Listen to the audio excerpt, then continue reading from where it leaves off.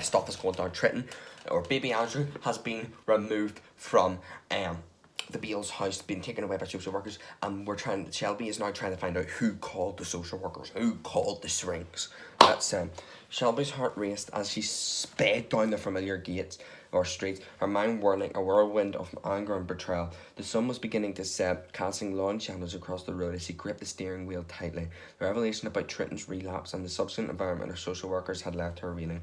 But what fueled her with rage even more, she suspicioned that Jill had been the one to call social services. Driven by a mix of hurt and fear, Shelby's focus narrowed to the Robinson family estate, a grand imposing property that had always seemed to represent stability and privilege.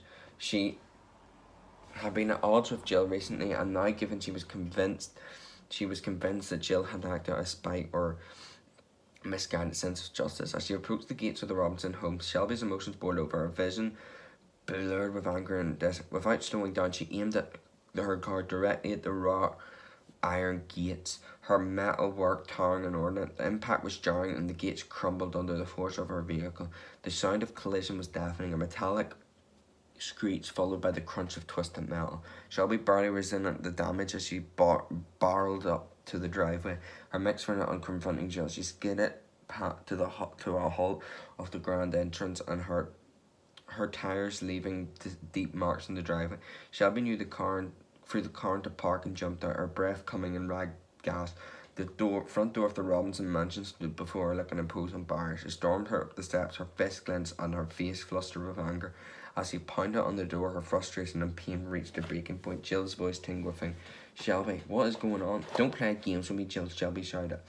"I know you're the one who called social services on Trenton. How could you?" The door opened and Jill stood there, her face a mixture of confusion and alarm. "What are you talking about? I didn't call social services. Why would I do that?" Shelby's eyes were wild in anger. "I found out that baby Andrew was taken away, and I know it must have been you.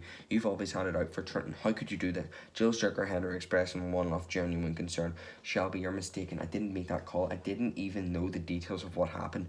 Why would I do something like that?" Realization began to dawn on Shelby as she saw the genuine distress in Jill's eyes. Her anger started to wane, replaced by the confusion and a sinking feeling of regret. She had acted out of a misguided sense of betrayal, and now she faced the reality that the accusations might have been misplaced.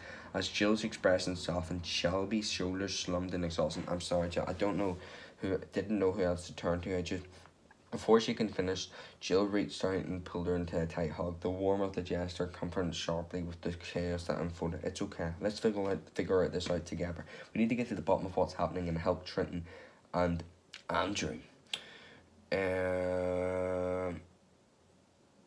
What the hell happened? Help Trenton and Andrew. The weight of her actions hit Shelby hard. The damage to the gates, a stark reminder of her rash decision, and the two women embraced. The realization that they needed the work together to address the crisis became clear. The road ahead was fraught with challenges, but the first time there were a glimmer of hope, and they might find a way to make things right. Oh my god, this is getting crazy.